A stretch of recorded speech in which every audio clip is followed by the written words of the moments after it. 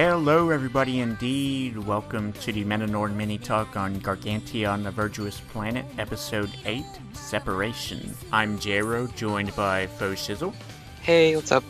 And this is a day later than usual, celebrated the Memorial Day weekend, but let's talk about Episode 8. Separation is a key word in this episode because, as we saw at the end of the last episode, Pinion and Flange were looking to separate themselves from the Gargantia fleet, and now it's sort of the transitional phase between officially leaving the fleet, so there's still a little bit of downtime, and we saw Fairlock have a heart attack, a hing attack at the end of the last episode, and sort of as we had been thinking throughout these podcasts that he does indeed die, and he leaves Ridget responsible for the Gargantia fleet. Yeah, it kind of definitely leaves like the pressure of, all that on her now. And his death, it's sad, but in the cliche thing of like, oh, here's the final key, and then, he dies. We've seen this like on anime, TV shows, movies all the time, where it's like, he's giving you the most important thing, but that's all you get. You don't get.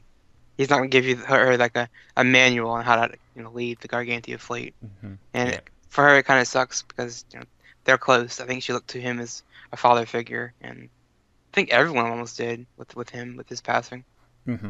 Yeah, there's a picture that they show of her as a young child with Fairlock off to the side and Oldhim and her dad Chevron, which I believe is the first picture that we've seen of him in this series, and we know that two of those people are gone, and Ridget struggles with Fairlock's death, in addition to the ongoing struggles with Flange and Pinion. So all of this, suddenly it's really weighing on her. Yeah, and most people are just kind of like doing the funeral thing, and she's kind of keeping herself preoccupied with the leading the fleet and everything, getting all the paperwork settled. When in reality, she should be mourning, but she doesn't have time. She feels that like I don't have time for that, But we all know reality. She doesn't want to, I guess, claim that he's dead. To her, she just, rather not. And even the shipmasters at one moment early in the episode, they go, "Is now really the time to be talking about this?" Right. On their way out, there's, in addition to the people that we've already talked about, Melty is going to be leaving too because she is Flange's granddaughter, and that was kind of a bit of a reveal there. Yeah, Nothing it was major, like, but right. It was like, huh? Oh, you're related to him? Okay. And for her, I think she's always been this side character that doesn't really do much. So her leaving is not really going to do much for me. Yeah. She just thinks there's some other boy out there for her. She's going to find her own space boy. Yeah. Yeah, I mean, she's, Red's about as good as it's going to get, and I think for her that would be plenty enough. But Oh, yeah. And speaking of Red, he's going through a lot of things this episode, too. Yeah. I mean, Pinion, you see him definitely taking advantage of Red's mindset with the Hide Owls, basically saying, you kill the whale squid, I'll show you the nest, you kill them, and I'll do my thing. Exactly. You scratch my back, I'll scratch yours, and you do your mission, and I get my treasure. Because he even says treasure, and Red's just like, I don't care about that. I have no interest in money. Yeah, and in the last episode, I believe, we sort of felt like Pinion, deep down inside, is a genuinely good person, and if there's a situation where Red is in dire need of help, and we've sort of set up our own scenario where Flange kind of has his own agenda in addition to what he's saying to Ridget at one point in this episode about finding superior tech or something that could actually help the fleet. Pinion doesn't really seem like it so much in the way that he talks to Ridget in this episode. Yeah, you can definitely tell he only has one mindset right now.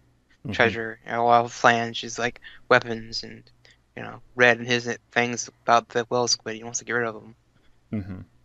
Yeah, and getting back to Red, Chamber actually finds the location of where the Galactic Alliance is at right now However, that's going to take over 6,000 years to get to unless they have a space transfer, which I'm guessing they don't have access to because they don't have the goods like the Alliance. So, in effect, he's stuck there.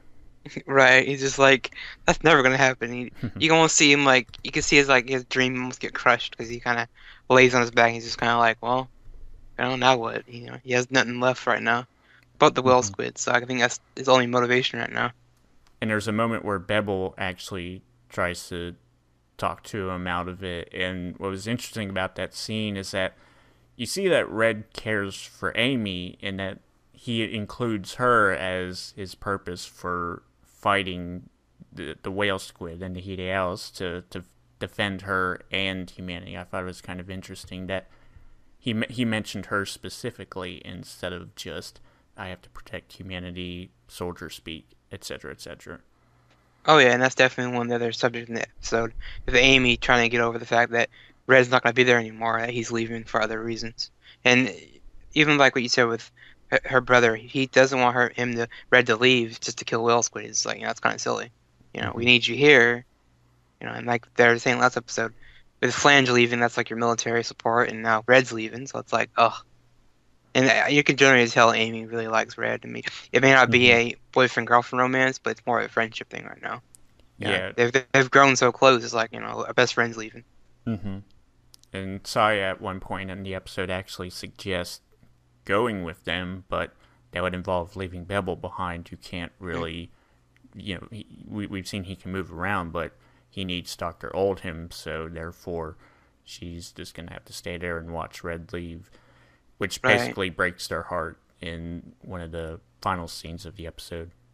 Oh yeah, Amy does have a breakdown when she just, starts crying about it. It's upsetting to her that he's just going to leave without even doing anything. He's just going to, without thinking about it, or living for himself, basically.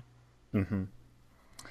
And on to Ridget actually being the fleet commander, as this sort of weighs on her, Bellows comes in to talk with her and reminds her, Fairlock actually relied on you while he was commander, so, you can rely on us and just find the right people to rely on, and things will run smoothly. And what I thought was interesting, there's a plaque behind her or something on the wall that shows a really detailed shot of what the Gargantia fleet looks like with all of the ships interconnected, and she can tell when there's a ship that's been disconnected.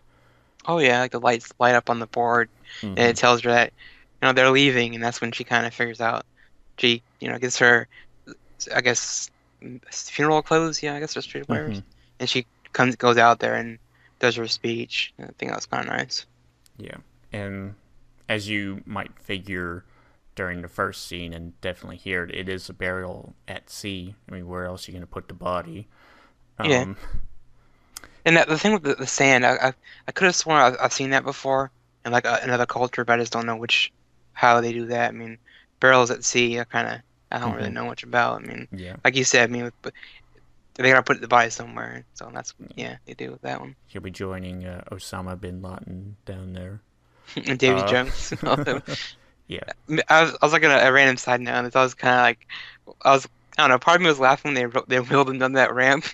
I was thinking Hot Wheels at the time, like, what if they put a loop-de-loop in there? I was like... Send him out with style. Yeah, it's like, he always wanted to go out with style, so they put like a loop-de-loop and just wheel him out, and I was just like, huh, it's kind of weird, but yeah, like you said. Hot Wheels. Yeah. And then she speaks with the crew and basically asks for their support, and before Bellows can speak up for everybody, then everybody else starts to say, we're veterans, we'll support you, and all seems like it'll be okay for Ridget. Even it's though almost one of those things where like if she just asks for help, they're like, we're help, you just gotta ask, Although Flange made an interesting point earlier in the episode, which he said that because there's a new fleet commander, that the pirates will think she's ripe for the picking, so there's probably going to be some conflict there. And with Red gone, it's going to be a much tougher fight. To the point where, definitely. He might have to save him. I could. I could see that too. Yeah. So, Even like the ending video, you see Amy, that little thing, I could see that playing out as well. You know, she figures out, oh, he's in danger, and she's gonna go try to go out there to save him, whatever, and warn him about something. hmm I yeah, could see that playing out. 'Cause it's like, for a couple episodes now, people have hinted at there's scenes that it could hint towards their death flag for Amy, but I'm like, I kind of don't see it now this episode, but who knows? yeah. So overall for this episode, it was felt very transitional between what we had seen at the end and what we're going to see in the future. But it was a good episode setting up the emotions, especially for Amy as Red leaves. Oh yeah, and just like with last season, we had Kotora-san, the actress for Amy. She's doing a real good job with this role too. I mean, Mm-hmm. she definitely shows range. She can do emotional scenes, and like you said, it's definitely something she's gonna have to get used to. That Red is not gonna be there. So, but with only a few episodes left, I can't see much going on now, sadly. But like you said, the episode, yeah, it was nice. It was more of a kind of different change, and because we had past fan service episodes. Now we have this Yeah. kind of like emotional episode, which is kind of a good change. Mm-hmm. Yeah, I would agree with that. So that's been our episode 8 mini talk for Fosh. I'm Jrow, and we'll see you next week for episode 9. Yep. See ya. 君の瞳にこの世界はどんな風